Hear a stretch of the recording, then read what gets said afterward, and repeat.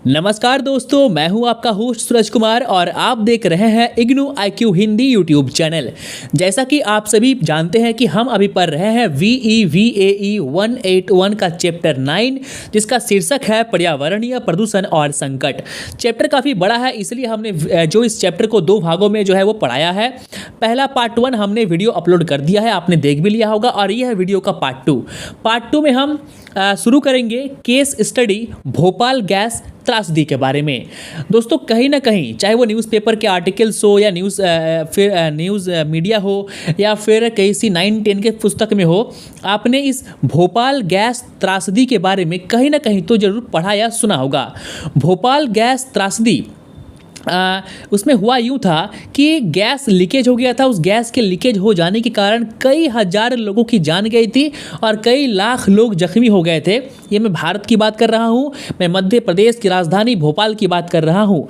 भारत में भोपाल में एक ऐसा बहुत भयानक कांड हुआ था आज से कई दशक पहले। ये कांड कहलाता है भोपाल गैस त्रासदी, और इस जो वीडियो की शुरुआत हम इसी से करने जा रहे हैं। तो आइए ध्यान से थोड़ा सा पहले आपके पुस्तक में क्या लिखा हुआ है इसको सुन लीजिए। सन 1969 में एक बड़ी विश्वव्यापी स्तरीय कंपनी यूनियन कार्बाइड कॉरपोरेशन ने भारत के केंद्र में स्थित भोपाल शहर के उत्तरीय छोर पर एक पीड़कनाशी फैक्ट्री लगाई। यानी यूनियन कार्बाइड कॉरपोरेशन, ठीक है, जो कंपनी थी वो कौन सी जो है केमिकल बना रही थी, वो बना रही थी पीड़कनाशी। यानी जो खरपतवार को मारने के लिए या फिर जो खेतों में कीड़े मकोड़े को मारने के लिए यूज़ में आती है उर्वरक, ठीक है, तो वो पीड़कनाशी जो केमिकल बना रही थी। सन 1989 में इसने मिथाइल आइसो साइनाइड, ठीक है, मिथाइल आइसोसाइनाइड का फैक्ट्री खड़ा किया और इसका उत्पादन करना शुरू कर दिया। यहाँ तक आपने उम्मीद समझ लिया होगा। उसके बाद देखिए, सन 1984 में 2 दिसंबर की रात को जब कारखाने में नियमित काम चल रहा था, तब रात के 9:30 बजे बहुत मात्रा में जल, जिसमें उत्प्रेरण पदार्थ घुला था, भंडारण टैंक नंबर 610 में घुस गया। यानी वो जो जल था वो टैंकर में क्या हो गया, वो घुस गया। ये घटना कब की है? 1984 की है, 2 दिसंबर रात के 9:30 बजे। उसी रात 3 दिसंबर 1984 के भोर होते होते इस भंडारण टैंक में संदूषण होने से 40 टन विषैली गैसें बाहर निकली। यानी वो विस्फोट कर गया उस पानी के अंदर जाने से। और जैसे वो पानी अंदर गया और वो विस्फोट हुआ, बहुत तरह की गैसें जो है, जानलेवा गैसें, वो बाहर निकल गई और पूरे शहर में फैल गया। नतीजा क्या हुआ कि रातों रात चारों तरफ अफरा तफरी फैल गई, भय का तांडव पैदा हो गया, जिसका परिणाम आज भी वहाँ के लोगों को भुगतना पड़ता है। आज भी वहाँ के लोग विकलांग जो है, उस एरिया के लोग विकलांग जो है वो पैदा लेते हैं। गैस का रिसाव 1 घंटे से कम समय तक हुआ, फिर भी इस दुर्घटना ने लगभग 2500 लोगों की जान ले ली। दोस्तों, सरकारी आंकड़े काफ़ी कम होते हैं। अगर 2500 का आंकड़ा यहाँ पर दिया हुआ है तो मान लीजिए 25,000 लोगों की जान गई थी। लगभग 1 लाख लोग गैस से बुरी तरह जख्मी घायल हो गए थे। इस गैस से शरीर पर छाले पड़ जाते हैं, आँख, नाक, गले और फेफड़ों में भारी जलन पैदा होती है। सांस के द्वारा ही कुछ ppm गैस से जबरदस्त खांसी हो जाती है, फेफड़े सूज जाते हैं, रक्तस्राव होने लगता है नाक से और मुंह से। अंततः व्यक्ति जो है वो मृत्यु को प्राप्त हो जाती है। यहाँ तक समझ गए? अब देखिए, जांच अब हुआ। जांच होने से पता चला कि इस त्रासदी के होने से पूर्व कोई भी ऐसा 1 वर्ष नहीं था जब कोई न कोई दुर्घटना न हुई हो। अनेक बार जांच के आदेश दिए जाते थे, मगर बाद में सब कुछ भुला दिया जाता। इससे स्पष्ट था कि सुरक्षा मानकों में कहीं न कहीं कुछ गड़बड़ी हुई थी। अमेरिका में यूनियन कार्बाइड के मुख्यालय की एक 3 सदस्यीय सुरक्षा टीम ने मई 1982 में भोपाल संयंत्र का दौरा किया और MIC खंड के सुरक्षा मानकों की कमियों पर एक रिपोर्ट भी पेश किया था। उसके बाद भी जो है इस कमी को दूर नहीं किया गया और अंततः 1984 के रात को जो है यह त्रासदी वो हो गया। आई बात समझ में? चलिए अब देखते हैं सुरक्षा मानकों की जिन कमियों की वजह से इस त्रासदी को बढ़ावा मिला, उनमें से कुछ पर हम चर्चा करेंगे, कुछ के बारे में हम जानेंगे। आई बात समझ में? चलिए, सबसे पहला है उद्योग की विभिन्न इकाइयों में जिनमें MIC भंडारण टैंक भी शामिल है जिसमें पानी घुस गया था। तापमान और दाब में होने वाले परिवर्तनों को मापने के लिए इस्तेमाल किए जाने वाली युक्तियों का रखरखाव इतना खराब था कि वहां के कर्मी संभावित मुसीबत के आरंभिक चिन्हों की अनदेखी करने लग गए थे। देखिए, कोई भी टैंक होता है उस टैंक को साफ करना पड़ता है। आपके घर में भी पानी का टंकी होगा तो आपको 2 महीने 3 महीने में उस टंकी को साफ करना पड़ेगा, नहीं तो आपकी जो पानी की टंकी उसमें कीड़े जम जाएंगे और पानी काफ़ी दूषित हो जाएगा। तो वैसा ही हुआ था भोपाल की गैस उस कंपनी में। आई बात समझ में? टैंक का रखरखाव नहीं हो रहा था, टैंक में काफ़ी गैसें भर गई थी और जब पानी का उसमें अटैक हुआ तब वो विस्फोट हो गया और गैस बाहर निकल गई। ठीक है, तो ये था पहला कारण। दूसरा था उद्योग यूनिट का रेफ्रिजरेशन प्लांट जिसमें MIC भंडारण टैंक को निम्न ताप पर रखने के लिए था। यानी जो गैस है उस गैस को बोला गया था कि उस जो गैस है उस गैस को आपको जो है काफ़ी ठंडे तापमान में रखना है, लेकिन ऐसा नहीं किया गया था। ठीक है, उसे गर्म तापमान में रखा गया था।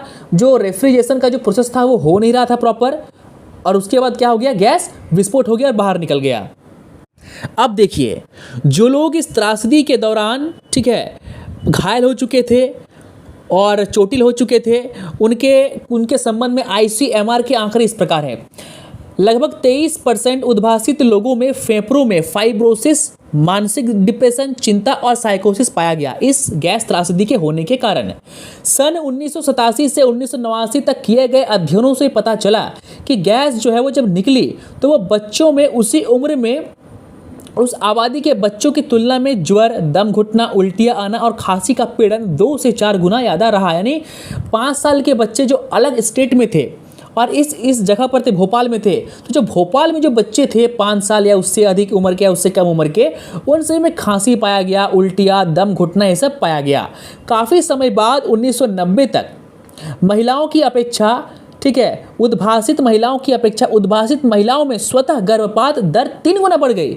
यानी जो है अगर किसी के पेट में, किसी महिला के पेट में मान लीजिए बच्चा है, वो बच्चा गिरना शुरू हो गया उस गैस के कारण, क्योंकि फेफड़ा तो खत्म हो चुका था, बच्चे को अंदर सांस बिल्कुल नहीं मिल रही थी और जितनी भी सांसें, जितनी भी ऑक्सीजन बच्चे को पेट में मिल रही थी वो ऑक्सीजन दूषित हो चुकी थी, जिसके कारण बच्चा जो है वो मरना शुरू हुआ, गर्भपात होना शुरू हुआ। और मान लीजिए किसी का बच्चा पेट में नहीं मरा, वो बच्चा जो है पेट से बाहर निकला, डिलीवरी हुआ, आई बात समझ में, तो बच्चा विकलांग पैदा हुआ। या तो मानसिक रूप से वो बच्चा विकलांग था, या फिर शारीरिक रूप से वो बच्चा विकलांग था, या उस बच्चे के फेफड़े कमज़ोर थे, या उस बच्चे का जो हार्ट था वो कमज़ोर था। तो ये सभी चीज़ें जो है उस गैस के कारण हुई। तो उम्मीद है इस पूरे त्रासदी की घटना को आप समझ गए होंगे। ऐसे तो ये घटना काफ़ी बड़ा है, अगर आप कहेंगे तो मैं अलग से एक वीडियो बनाऊँगा सिर्फ और सिर्फ इस जो है वो भोपाल गैस ट्रेजेडी को लेकर, लेकिन आपके किताब में काफ़ी शॉर्ट में दिया हुआ है तो मैं आपके सिलेबस के अकॉर्डिंग जो है आपको इतना ही पढ़ा रहा हूँ। अगर आपको जो है इस पर एक अलग वीडियो चाहिए, आप इंटरेस्टेड हैं तो कमेंट कीजिए, मैं अलग वीडियो कल आपके लिए बना दूंगा। चलिए अब आगे हम बात करेंगे जल प्रदूषण के बारे में। पहले हमने वायु प्रदूषण को पढ़ा, ठीक है, मिट्टी में मृदा प्रदूषण को आगे हम पढ़ेंगे। अभी हम पढ़ेंगे जल प्रदूषण। देखिए, जल एक ऐसा घटक है, जल एक ऐसा पर्यावरणीय घटक है जो किसी भी चीज़ के आसानी से घुल सकता है। कोई भी चीज़ आप जल में जो है घोल दो, घुल जाएगा। हालांकि तेल जो है जल में नहीं घुलती है, ठीक है, वो एक अलग मैटर है, लेकिन जल में आप किसी भी चीज़ को घुला दो, कोई कलर हो, कोई प्रदूषक हो, कुछ भी चीज़ हो, वो जल में आसानी से घुल जाता है। आई बात समझ में। और जल के इसी गुण के कारण, चाहे आप इसे गुण कहें या दोष कहें, जो भी कहें, जल के इसी गुण या दोष के कारण जो है जल बहुत ही जल्दी क्या होता है, प्रदूषित हो जाता है।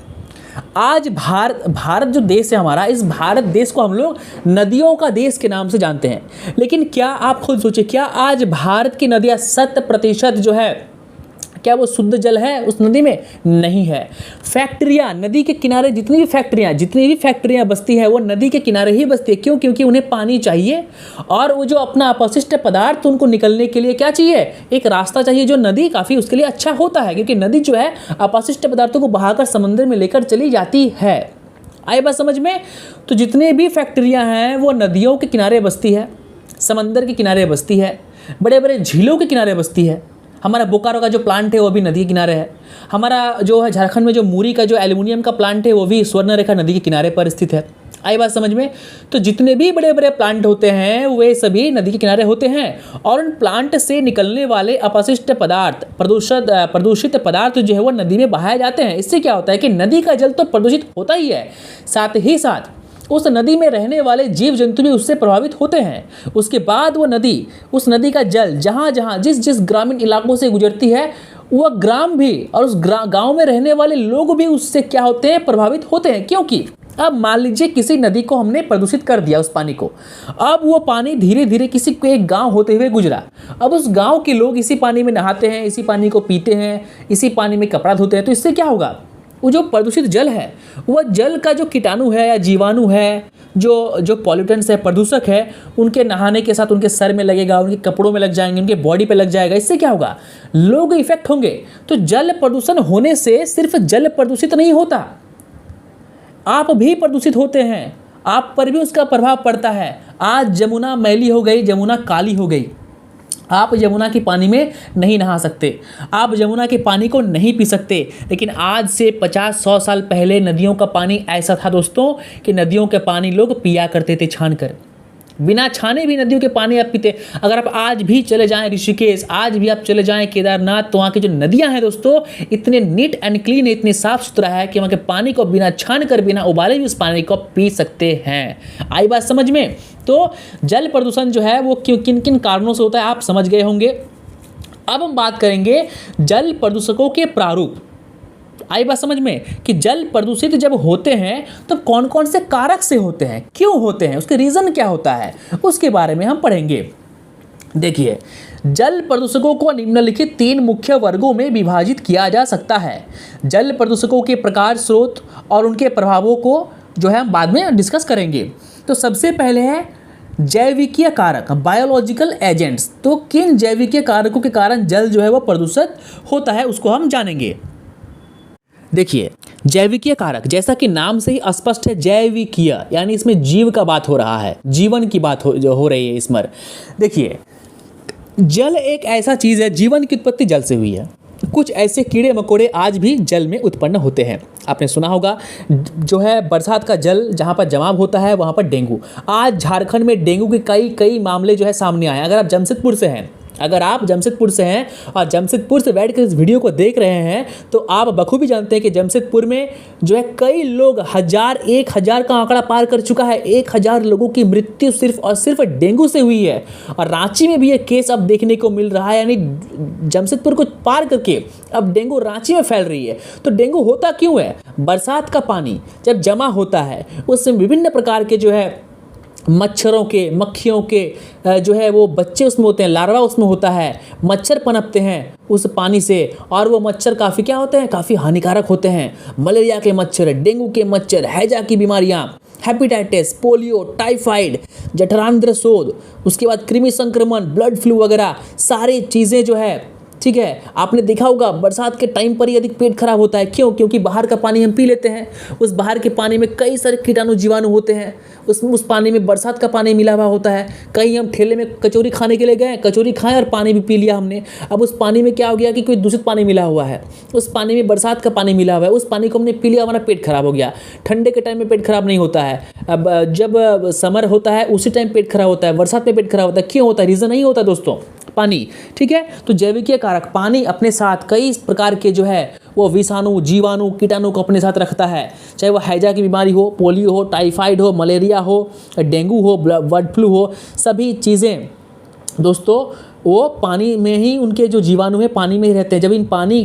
जब ये पानी मनुष्यों के संपर्क में आते हैं तब मनुष्य क्या होते हैं? बीमार होते हैं। और ये सभी क्या है? ये सभी जो मलेरिया के जीवाणु है, डेंगू के जीवाणु है, कीटाणु है, ये सभी क्या है? ये सभी प्रदूषक है। ये जल को क्या करते हैं? प्रदूषित करते हैं। जिस जल में ये सभी मच्छरों के लार्वे हैं, जिस जल में ये सभी मच्छर पनपते हैं, क्या आप उस पानी को पी सकते हैं? बिल्कुल नहीं पी सकते हैं। तो ये सभी क्या है? ये सभी जैविक कारक है। इस पानी को पीने से आपको डेंगू होगा, मलेरिया होगा, टाइफाइड होगा, हेपेटाइटिस होगा, कृमि संक्रमण होगा, आपका पेट खराब होगा, हैजा होगा, कोलेरा होगा, जो है कालाजर होगा, यही सब। आज भी हमारे झारखंड में अगर आप बरसात के टाइम पर पहाड़ चले जाएं तो बरसात का पानी पीने के कारण, क्योंकि पहाड़ में नल नहीं है, पहाड़ में पानी की व्यवस्था नहीं है, वह दूषित पानी पीने के कारण जो है आज भी पहाड़ के लोग कालाजर का शिकार होते हैं, हैजा का शिकार होते हैं। चलिए, यह था जैविकीय कारक। अब आगे हम पढ़ेंगे रासायनिक कारक। चलिए, अब आगे है रासायनिक कारक। रासायनिक कारक में क्या क्या आ जाएगा? अकार्बनिक पदार्थ हो जाएगा, कार्बनिक पदार्थ हो जाएगा, रेडियो सक्रिय पदार्थ हो जाएगा। तो जो अकार्बनिक पदार्थ होते हैं उसे कहते हैं अकार्बनिक प्रदूषक। उसमें क्या आ जाएगा? नाइट्रेटस आ जाएगा, अम्ल आ जाएगा, लवण आ जाएगा और विषैली भारी धातुएं आ जाएंगी। कार्बनिक जो है पदार्थ की बात करें तो उसमें तेल, गैसीलोन, पीड़कनाशी, रंग रोगन, प्लास्टिक्स और धुलाई के काम आने वाले विलायक, डिटर्जेंट, सर्फ, साबुन, ये सभी कार्बनिक में आ जाएंगे। रेडियो सक्रिय पदार्थ की बात करें जो जल में घुलते हैं उसमें आ जाएगा यूरेनियम के अयस्क आ जाएगा। तो ये सभी जल में घुलकर क्या करते हैं? ये सभी रासायनिक कारक, ये सभी रसायन हैं। कार्बनिक, अकार्बनिक, रेडियो सक्रिय पदार्थ ये सभी जल में घुलकर जल को क्या करते हैं? प्रदूषित करते हैं। आई बात समझ में? अनेक प्रकार के रसायन जैसे अम्ल, क्षार, डिटर्जेंट और ब्लीचिंग साधन विविध उपयोग से उद्योगों से निकल कर आते हैं और जल में घुल जाते हैं और जल को क्या करते हैं? प्रदूषित करते हैं। यही जल जब हम पीते हैं तब हमें क्या होता है? हम बीमार पड़ जाते हैं। आई बात समझ में? चलिए, अब आगे है भौतिक कारक। अब देखिए, अब बात करें फिजिकल एजेंट्स की, भौतिक कारक की, तो क्या क्या आ जाएगा? ठोस पदार्थ आ जाएगा, भारी धातुएं आ जाएंगी, निलंबित कार्बनिक खनिज आ जाएगा। कोई बड़ा जो है, मान लीजिए प्लास्टिक का बड़ा सा एक बैग है, उसको पानी में हमने फेंक दिया, वो बैग क्या हो गया? वो बैग तैर तैर के जाके बांध के मुंह में आकर वो बैग क्या हो गया? उस जगह को जाम कर दिया, वहाँ से पानी निकलना बंद हो गया, वहाँ पानी जमना शुरू हुआ। वो पानी जमना जब शुरू होगा तो उसमें क्या होगी? उसमें बहुत प्रकार के कीटाणु जीवाणु जो है वो आ जाएंगे, वो पनपेंगे। तो ये सब क्या है? भौतिक कारक है। इसमें क्या आ जाएगा? ठोस पदार्थ आ जाएगा, निलंबित ठोस पदार्थ, अवसादी ठोस पदार्थ, तापमान, ये सभी भौतिक कारक है जो जल को क्या करते हैं? प्रदूषित करते हैं। तो उम्मीद है इस चीज़ को भी आपने समझ लिया है। अब आगे हम पढ़ेंगे समुद्रीय प्रदूषण। देखिए, प्रदूषकों का अंतिम गर्त समुद्र है। अगर आप कोई केमिकल को या कोई प्रदूषक को नदी में बहाते हैं तो अंतिम में क्या होगा? नदी से वो गंगा में जाएगी, गंगा से फिर वो समुद्र में जाएगी, यानी अंतिम गर्त कहाँ पर है? समुद्र है। आई बात समझ में? देखिए, आप चाहे इंडिया में कहीं पर भी रहते हो, अगर आप किसी नदी को क्या करते हो? प्रदूषित करते हो, उस नदी में कुछ ऐसे तत्व या फिर ऐसे प्रदूषक गिराते हो जिससे नदी की पानी क्या होती है? वह प्रदूषित होती है। तो वो नदी का पानी कहाँ जाएगा? वो तो समुद्र में जाएगा ना। तो अंततः आपने सोचा कि अरे भाई इससे क्या हुआ, मैंने तो जो है नदी में इसको फेंका। अरे भाई नदी में आपने फेंका, लेकिन नदी का वो जो फेंका हुआ चीज़ है और वो पानी है, वो तो आखिर जा कहाँ रही है? वह समुद्र में जा रही है। तो कहीं ना कहीं अप्रत्यक्ष रूप से इनडायरेक्टली आप नदी को भी प्रदूषित तो कर ही रहे हो डायरेक्ट, और इनडायरेक्टली जो है आप समुद्र को भी क्या कर रहे हो? प्रदूषित कर रहे हो। यानी एक चीज़ के बर्बाद होने से दूसरा चीज़ भी बर्बाद हो जाएगा। इस चीज़ को हमें समझना होगा। आई बात समझ में? तो नदी को तो प्रदूषित कर ही रहे हैं घर पर बैठकर, और घर पर बैठकर हम समंदर को भी क्या कर रहे हैं? प्रदूषित कर रहे हैं। इससे क्या हो रहा है? समुद्र में जो जीव जंतु रहते हैं, समुद्र में जो मछलियों का जीवन है, वनस्पतियों का जीवन है, वह खतरे में आ चुका है। आज हम प्रदूषण को इतना बढ़ावा दे चुके हैं, आज समंदर का पानी इतना प्रदूषित हो चुकी है कि बड़े बड़े जो अच्छी अच्छी मछलियां होती है जिससे हम लोग दवाई निकालते हैं, वह मछलियां मर रही है। मछलियों का अंधाधुंध शिकार हो रहा है केमिकल डालकर। इससे भी जो है समुद्र का पानी क्या हो रहा है? दूषित हो रही है। इससे समुद्र का जो जीवन है वो प्रभावित हो रहा है। आई बात समझ में? अब देखिए, समुद्र का जो पानी है वो कई तरह से प्रदूषित होता है। सबसे पहला आ गया कि नदी से जो बहते हुए जो हानिकारक जो है प्रदूषक आते हैं, ठीक है, पॉल्यूटेंट्स आते हैं, वो तो अंततः जाकर समुद्र में ही मिलते हैं। ये तो हो गया पहला कारण। दूसरा कारण है कि समुद्र में अभी काफ़ी युद्धाभ्यास होने लगे हैं। समुद्र में जो है मिसाइलें गिर रही हैं, समुद्र में तोप गिर रहे हैं, समुद्र में बारूद गिराए जा रहे हैं। इससे भी क्या हो रहा है? इससे भी समुद्र का पानी जो है वो दूषित हो रही है। उसके बाद मछलियों का अंधाधुंध शिकार करने के लिए कई प्रकार के केमिकल जो है वो दिए जा रहे हैं मछलियों को अट्रैक्ट करने के लिए, ताकि मछली वहाँ पर आ जाए, एक जगह मछली जमा हो जाए। ऐसा ऐसा केमिकल है मछली को अट्रैक्ट करने के लिए कि उस केमिकल को पानी में डालते ही चारों ओर का मछली एक जगह पर क्या हो जाएगा? जमा हो जाएगा, और फिर जाल फेंककर उस मछली को पकड़ते हैं। तो ये भी एक कारण है कि समुद्र का पानी क्या होता है? दूषित होता है। बंदरगाहों में क्या होता है कि पोर्ट्स, जो बंदरगाह होते हैं जहाँ से जो जहाज एक देश से दूसरे देश जो है वो जाते हैं, वहाँ पर भी क्या होता है कि वहाँ पर भी कई सारे कचरा जमा हो जाते हैं, उसको समुद्र में हम लोग फेंक देते हैं। आई बात समझ में। इससे भी क्या होता है, समुद्र का पानी दूषित होता है। समुद्र के किनारे बड़े बड़े फैक्ट्री, बड़े बड़े उद्योग होते हैं। आप जाओगे कलकत्ता, सूरत, मुंबई, केरल, गोवा, विशाखापट्टनम, चेन्नई, तो इन सभी जगहों में क्या है कि ये कोस्टल एरिया है और भारत की 25% जो आबादी है वो कोस्टल एरिया में रहती है, यानी समुद्री किनारे पर रहती है। तो जो कोस्टल एरिया में लोग रहते हैं तो वो जो अपना कचरा है वो कहाँ फिर फेंकते हैं, वो समुद्र में ही फेंकते हैं। आई बात समझ में। तो समुद्र का जो पानी है, समंदर का जो पानी है, वाटर है, सी वाटर, ठीक है, वो क्या होता है कि वो विभिन्न प्रकार के चीज़ों से क्या होता है, प्रदूषित होता है। अब समुद्र के पानी अगर प्रदूषित हो जाएगा तो इससे क्या होगा, समुद्र का जो जीवन है वो बहुत विशाल है, बहुत बड़ा है, धरती से भी काफ़ी बड़ा है। विभिन्न प्रकार के मछलियाँ हैं जो हम देखते हैं, हमें अच्छा लगता है, लाल मछली, नीली मछली, पीली मछली, स्टारफिश, ऑक्टोपस, बहुत तरह की मछलियाँ। तो ये सभी जो मछलियाँ हैं, जो दुर्लभ प्राचीन मछलियाँ हैं, तो ये सभी मछलियाँ क्या हो रही है, ये मर जा रही है। और आप जानते हैं कि जीवन की शुरुआत कहाँ से हुई थी, जल से हुई थी। जीवन का शुरुआत पानी से ही हुआ था और अगर पानी ही ना रहे, जल ही ना रहे तो फिर जीवन किस काम का। आई बात समझ में। उसके बाद देखिए, जब किसी देश से एक दूसरे देश में पेट्रोल को हम लोग ले जाते हैं टैंकर में भरकर, तो कभी कभी क्या होता है कि पानी का, कुछ दिन पहले चाइना का एक पानी का जहाज डूब गया था और पानी में, समुद्र में तेल पूरा बह गया था। तो जब पेट्रोल है, वो जो कच्चा पेट्रोल है, वो पेट्रोल जब पानी में गिर जाता है या पानी में उसको गिरा देते हैं उसके अपशिष्ट को, तो होता क्या है कि बहुत सारे मछलियों के जो लार्वा है छोटे छोटे, ठीक है, वो मर जाते हैं। अब ये लार्वा मरते क्यों है, क्योंकि उस पर पाए जाते हैं एरोमेटिक हाइड्रोकार्बन उस तेल में। तो जो एरोमेटिक हाइड्रोकार्बन होते हैं, इसके संपर्क में आने पर मछलियाँ और जो जलीय जीव हैं और जो उनके लार्वा, उनके बच्चे हैं, वे क्या होते हैं, वे मर जाते हैं। ठीक है। तैरते तेल में समुद्री पक्षियों के और ख़ास तौर के डुबकी लगाने वाले पक्षियों के पैरों पर तथा कुछ समुद्री स्तनियों जैसे सील आदि पर चिपक कर उन पर परत जमा लेते हैं और धीरे धीरे उनकी क्या होती है, वो मृत्यु हो जाती है, वे जो है मर जाते हैं। इससे मछलियाँ का जो प्रजनन क्षमता है वो भी ख़त्म हो जाता है। आइए बात समझ में। चलिए अब आगे हम पढ़ेंगे ऊष्मीय प्रदूषण, यानी ताप से कैसे प्रदूषण फैलता है, यानी अत्यधिक ताप, अत्यधिक टेम्परेचर से क्या होता है, कम टेम्परेचर से क्या होता है, इसको हम जानेंगे। देखिए तापीय प्रदूषण होता क्या है। देखिए एक होता है वायु भी गर्म होती है, गर्म गैसें, और एक होता है गर्म जल, यानी जब जल या फिर वायु, यानी जल और वायु का तापमान को जब अत्यधिक बढ़ाते हैं तो इसे कहते हैं तापीय प्रदूषण। अभी होता कैसे, इसको देख लीजिए। अब मान लीजिए फैक्ट्री से जो अपशिष्ट पदार्थ निकलते हैं, यानी फैक्ट्री का जो वेस्ट मटेरियल होता है, जो यूज़ करने वाला नहीं होता है, वेस्टेज जो पदार्थ होता है, जब उसे हम निकालते हैं तो वो चीज़ें गर्म होती है। आई बात समझ में। और वो गर्म चीज़ें जब वातावरण में आती है तो क्या होता है कि वातावरण का टेम्परेचर बढ़ जाता है।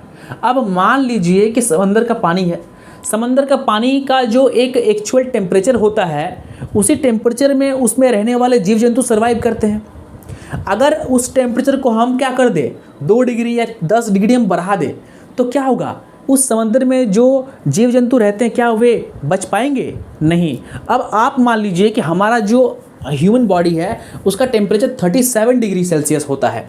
अगर इस टेम्परेचर को हम बढ़ा दें, ठीक है, 50 या 60 डिग्री कर दें, तो क्या आप जी पाएंगे? नहीं, आप मर जाएंगे। 50 डिग्री सेल्सियस तापमान कोई व्यक्ति सह नहीं सकता, ये जान लीजिए आप। अगर कभी भी पृथ्वी का टेम्परेचर 50 डिग्री सेल्सियस से ऊपर का हो जाए तो व्यक्ति की मृत्यु हो जाती है। आपने सुना होगा कि अत्यधिक तेज बुखार, 104 डिग्री सेल्सियस का बुखार उसको आ गया, तो उस कंडीशन में क्या होता है, व्यक्ति अपना आपा खो देता है, व्यक्ति का मानसिक संतुलन खत्म हो जाता है। हम कहते हैं कि व्यक्ति पगला गया है। जब किसी को अत्यधिक बुखार आ जाएगा 104 डिग्री, 105 डिग्री सेल्सियस, तो व्यक्ति अपने आप में कुछ बड़बड़ाना शुरू कर देता है, वो अपना होश हवास खो देता है, अपना सेंस खो देता है। आई बात समझ में। और अत्यधिक टेम्परेचर बढ़ने से हमारे दिमाग पर भी इसका असर होता है। तो इसे कहते हैं क्या, तापीय या ऊष्मीय प्रदूषण या प्रदूषक। आई बात समझ में। तो उम्मीद करते हैं इसे भी जो है आप समझ गए होंगे। चलिए अब आगे हमारा है मृदा प्रदूषण, यानी मिट्टी प्रदूषण। देखिए जल हमने पढ़ लिया, जल भी इम्पॉर्टेंट है, वायु हमने पढ़ लिया, वो भी इम्पॉर्टेंट है। अब आगे है मिट्टी यानी मृदा, ठीक है, मिट्टी भी इम्पॉर्टेंट है। अगर मिट्टी नहीं रहेगी तो खाना कहाँ पे उगेगा, फसल कहाँ पर उगेंगे, पेड़ पौधे कहाँ पर उगेंगे। इसलिए जितना ज़रूरी चीज़ें, जितनी ज़रूरी जो अवयव है, पानी और हवा है, उतनी ही क्या है, मिट्टी भी उतनी ही इम्पॉर्टेंट है। मिट्टी के बिना क्या होगा, पेड़ पौधे कहाँ होंगे, मिट्टी के बिना फसलें कहाँ होंगी, आप खाएंगे क्या। आई बात समझ में। तो इंसानों ने जल को तो प्रदूषित करना शुरू कर ही दिया है, वायु को भी कर दिया है, मिट्टी तक को नहीं छोड़ा। मिट्टी को कैसे इंसान जो है, हम कैसे मिट्टी को क्या कर रहे हैं, प्रदूषित कर रहे हैं। सुन लीजिए, मिट्टी को प्रदूषित करने का बहुत सारे जो है कारक हैं। पहला है उर्वरक का इस्तेमाल। अगर हम किसी ज़मीन पर अधिक खेती करते हैं, अधिक उर्वरक का इस्तेमाल करते हैं, तो उससे क्या होता है कि उस ज़मीन का जो उपजाऊ चीज़ें हैं, ठीक है, वो ख़त्म हो जाता है। उसकी जो उपजाऊ शक्ति है वो ख़त्म हो जाती है। आपने सुना होगा अंग्रेजी शासनकाल में, यानी औपनिवेशिक काल में, अंग्रेज हमसे ज़बरदस्ती नील की खेती करवाते थे। आई बात समझ में। तो नील की खेती हम भारतीय लोग करना चाहते नहीं थे। क्यों? इसका पीछे रीज़न क्या था? रीज़न ये था कि जिस खेत में एक बार आपने नील की खेती की है, उसके बाद 3-4 साल बाद ही उस खेत में किसी चीज़ की खेती होगी। यानी नील के जो फसल है, नील की जो खेती है, उसमें नील क्या करता है कि मिट्टी के सारे उपजाऊ तत्वों को, ठीक है, ख़त्म कर देता है, सौंख लेता है। फिर अगले साल अगर आप उसमें धान उगाते हैं, धान होगा नहीं। क्यों? क्योंकि मिट्टी में तो कुछ है ही नहीं। मिट्टी की उर्वरक क्षमता नगण्य हो चुकी है, मिट्टी की उर्वरक क्षमता बिल्कुल कम हो चुकी है। इसीलिए जो है आप उस मिट्टी पर और उस खेत पर जो है फसल नहीं उगा सकते हैं। आई बात समझ में। तो उम्मीद है इस चीज़ को आप समझ गए होंगे। ये हो गया पहला कारक। दूसरे कारक की बात करें तो मिट्टी को हम काट रहे हैं। आई बात समझ में। मिट्टी में हम बहुत तरीके की चीज़ें फेंक रहे हैं, सड़ी गंदी लाशों को हम मिट्टी में दबा रहे हैं। इससे भी क्या हो रहा है कि मिट्टी जो है वो क्या हो रही है, प्रदूषित हो रही है। अत्यधिक मिट्टी की हम क्या कर रहे हैं, कटाई कर रहे हैं, जिसके कारण क्या हो रहा है कि हमारा जो मिट्टी है वो प्रदूषित भी हो रही है। चलिए अब देखिए, अब हम पढ़ेंगे जैव विविधता की हानि। अगर हम अत्यधिक मिट्टी की कटाई करते हैं तो इससे क्या होता है, इससे मिट्टी का तो जो उर्वरक क्षमता खत्म होता ही है। मिट्टी जो एक आपस में लेयर बना के रहती है, वो लेयर खत्म हो जाता है और मिट्टी की पकड़ काफ़ी कमज़ोर हो जाती है, जिससे क्या होता है, जैव विविधता को हानि पहुँचती है। ठीक है। अब इंसान मतलब ज़मीन का इतना लालची हो चुका है, हर जगह बिल्डिंगें बन रही हैं, हर जगह घर बन रहे हैं, नगर बन रहे हैं, शहर बस रहे हैं, नए नए सिनेमा हॉल लग रहे हैं, नए नए उद्योग बन रहे हैं। इसके लिए क्या हो रहा है, रेलवे का विस्तार हो रहा है, मेट्रो स्टेशन बढ़ाई जा रही है। आई बात समझ में। बुलेट ट्रेन चलने की बात, तो क्या बुलेट ट्रेन क्या हवा में चलाएंगे क्या? बुलेट ट्रेन क्या हवा में चलेगी? मेट्रो क्या हवा में चलेगी? नहीं भाई, ज़मीन पर ही। तो ज़मीन पर कहाँ, जंगलों को काट कर, मिट्टियों को काट कर बुलेट ट्रेन का प्रोजेक्ट बनाया जा रहा है। मिट्टी को काट कर, जंगलों को काट कर जो है वो मेट्रो का प्रोजेक्ट किया जा रहा है। इससे क्या हो रहा है, जैव विविधता की हानि हो रही है, मिट्टी का उर्वरक क्षमता खत्म हो रहा है, कृषि योग्य भूमि कम पड़ रही है, पेड़ों की संख्या घट रही है। अब मान लीजिए असम में इतना भयंकर जो है वो आपदा हुआ। आई बात समझ में, कितना भयंकर आपदा आ गया। एक जगह ऐसा बाढ़ आया, ठीक है, चुंगथांग बोल के एक जगह है, वहाँ पर ऐसा बादल फटा कि मतलब हमारे सेना की एक गाड़ी को बहा कर लेके चला गया और लगभग 50 उसमें सेना के जो जवान थे वो बह के चले गए। कहाँ गए पता नहीं। सिक्किम और दार्जिलिंग में जो है तिस्ता रिवर बहती है, ठीक है। तो तिस्ता नदी में बाढ़ इतना उफान पे आया ना कि सारे डैम को ख़त्म कर दिया। एक सुरंग बनाया गया था गाड़ियों के लिए, उसको ख़त्म कर दिया, उस पुल को भी ख़त्म कर दिया। आई बात समझ में। न्यूज़ में काफ़ी अभी ट्रेंडिंग में है जो है सिक्किम में जो बाढ़ आई है, असम में, सिक्किम में, इस जगह बाढ़ का क्षेत्र है। तो ये होता क्यों है, जलवायु परिवर्तन के कारण होता है। सिक्किम में कभी बाढ़ आएगा किसी ने सोचा नहीं था कि सिक्किम में बाढ़ आ जाएगा। जोशीमठ में क्या हुआ, जोशीमठ पूरा का पूरा बह गया, ठीक है। अभी नैनीताल भी जो है, नैनीताल में क्या हो रहा है, नैनीताल भी धंस रहा है, जोशीमठ धंस रहा है। हिमाचल में क्या बाढ़ ने क्या तांडव दिखाया। तो ये सभी कारण क्या है, ये सभी कारण है उसी की है। हम वनों को काट रहे हैं, जंगलों को काट रहे हैं, मिट्टी को काट रहे हैं। आई बात समझ में। उसके बाद हम जानबूझकर मिट्टी की अम्लता को और क्षारता को घटा बढ़ा रहे हैं। अरे हमें पता ही नहीं है कि किस फसल के लिए मिट्टी जो अम्लीय होनी चाहिए और किस फसल के लिए मिट्टी क्षारीय होनी चाहिए। हमें तो ये पता ही नहीं है। हमें पता ही नहीं है कि धान की फसल उगाने के लिए मिट्टी की अम्लता कितनी होनी चाहिए और मिट्टी की क्षारता कितनी होनी चाहिए। उसके बिना ही हम मिट्टी में कुछ भी डाल रहे हैं, तो इससे क्या हो रहा है, इससे मिट्टी की उर्वरक क्षमता कम होती जा रही है। उसके बाद क्या कर रहे हैं, हमारा जो अपशिष्ट पदार्थ है, जो हमारे घर के कूड़े हैं, कचड़े हैं, सभी चीज़ें हैं, ठीक है, उनको हम क्या कर रहे हैं, उनका हम रूपांतरण ना करके, उनसे खाद न बना के हम क्या कर रहे हैं कि मिट्टी में उसको डाल रहे हैं। तरह तरह के केमिकल हम घर में यूज़ करते हैं। अपने घर की फर्श की सफाई के लिए हम केमिकल का यूज़ करते हैं, बाथरूम के सफाई के लिए हम केमिकल का यूज़ करते हैं। वही सब जब पानी से निकलती है तब उसे मिट्टी में हम दबा देते हैं। तो इससे क्या होता है, इससे मिट्टी की उर्वरक क्षमता खत्म होती है। और ज़रा सोचिए भैया, मिट्टी की उर्वरक क्षमता अगर खत्म हो जाए तो क्या पेड़ पौधे कहाँ उगेंगे। मान लीजिए कि आपके शरीर ने खून को बनाना ही बंद कर दिया तो क्या होगा। वो ऐसा ही है कि मिट्टी अगर अपनी उर्वरक क्षमता को खो दिया तो क्या होगा। आई बात समझ में। तो उम्मीद है इस चीज़ को आप समझ गए होंगे। अब आगे हमारा आखिरी पॉइंट है ध्वनि प्रदूषण। देखिए ध्वनि प्रदूषण क्या है। हमारा जो कान है, वो हमारा कान जो है वो 20 हर्ट्ज से अधिक की आवाज़ को सुन नहीं सकती है। अब आगे हमारा है ध्वनि प्रदूषण। ध्वनि प्रदूषण का मतलब होता है साउंड पॉल्यूशन, यानी तेज जो है आवाज़ में अगर आप हॉर्न बजाते हैं, तेज़ आवाज़ में आप ढोल पीटते हैं, तेज़ आवाज़ में आप कुछ भी काम करते हैं, वैसी तेज़ आवाज़ें जो हमारे कानों को प्रभावित करे, जो हमारे कानों को तंग करे, जिससे हमारा मस्तिष्क पर प्रभाव पड़े, उसे हम कहेंगे ध्वनि प्रदूषण। यानी ध्वनि का एक ऐसा स्तर, जिस स्तर के बाद जो है हमारे कान को क्या पहुँचे, तकलीफ़ पहुँचे, हमारे मस्तिष्क को क्या पहुँचे, तनाव पहुँचे, तो उसे कहते हैं ध्वनि प्रदूषण। ध्वनि प्रदूषण से कान में तो प्रभाव पड़ता ही है, साथ ही साथ हमारे मन पर भी उसका प्रभाव पड़ता है। अत्यधिक तेज ध्वनि से होता यह है कि आपके कान के पर्दे फट जाते हैं, या तो आपकी जो सुनने की क्षमता है काफ़ी वो घट जाती है, या फिर आपके दिमाग पर ऐसा असर करती है कि आप तनाव से ग्रसित हो जाते हैं। यानी अत्यधिक तेज ध्वनि से आप तनाव से ग्रसित भी होते हैं। इसीलिए तो गांव के लोग जो है काफ़ी फ्री माइंडेड होते हैं और शहर के लोग काफ़ी तनाव से, टेंशन से जो है वो घिरे हुए होते हैं। तो कहीं ना कहीं उसका रीज़न जो है दोस्तों वो ध्वनि प्रदूषण ही है। शोर के प्रमुख स्रोत क्या क्या हो सकते हैं, मशीनें, मोटर वाहन, रेलें, वायुयान, सैन्य शस्त्र, बारूद, भवन निर्माण कार्य, घरेलू उपकरण, ये सभी ध्वनि प्रदूषण के कारण है।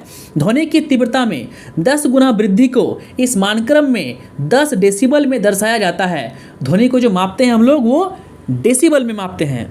अगर आप यहाँ से फॉरेन कंट्री जाएं तो फॉरेन की कंट्री में दोस्तों कार पीछे से हॉर्न नहीं मारती है, वो अपना लाइट को जलाती है। विदेशों में हॉर्न बजाना काफ़ी मना है, क्योंकि वहाँ पे जो है ध्वनि प्रदूषण करना मना है। आज भी इंडिया में अगर आप देखेंगे कि हॉस्पिटल के बाहर लिखा होता है कि यहाँ पर ध्वनि प्रदूषण ना करें, यहाँ पर हॉर्न ना बजाएं, क्योंकि अस्पतालों में मरीज हैं और अगर आप तेज़ से हॉर्न बजाएंगे तो उस मरीजों के कानों पर इफेक्ट पड़ेगा, उनके माइंड पर इफेक्ट पड़ेगा। आई बात समझ में। इसीलिए हॉस्पिटल के बाहर सख्त मना होता है हॉर्न बजाना। अगर आप फिर भी हॉर्न बजाते हैं तो आपको वहाँ पर जुर्माना लग सकता है।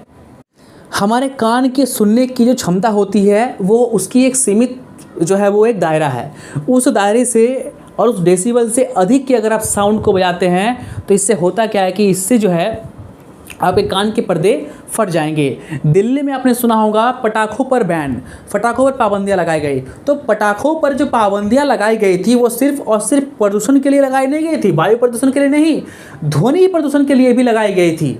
आई बात समझ में, ताकि साउंड पॉल्यूशन ना हो। साउंड पॉल्यूशन भी उतना ही खतरनाक है जितना कि वायु और जल प्रदूषण है। तो उम्मीद है इसको आपने समझ लिया है, आपको मेरी पढ़ाई अच्छे से समझ में आ गई है। और इसी के साथ आज का हमारा ये यूनिट 9 पर्यावरण प्रदूषण और संकट होता है ख़त्म। उम्मीद है आपने इसको अच्छे से समझ लिया है, पढ़ लिया है। अगर फिर भी आपको इसमें कोई डाउट है तो आप मुझे फ़ोन करके पूछ सकते हैं, नीचे कमेंट कर सकते हैं। इसका भी क्वेश्चन आंसर और नोट्स में आपको करवा दूंगा। चैनल पर नए हैं तो चैनल को सब्सक्राइब जरूर करें, क्योंकि आगे आने वाले टाइम पे हम अच्छी अच्छी चीज़ों पर बात करेंगे। नमस्कार दोस्तों, मैं हूं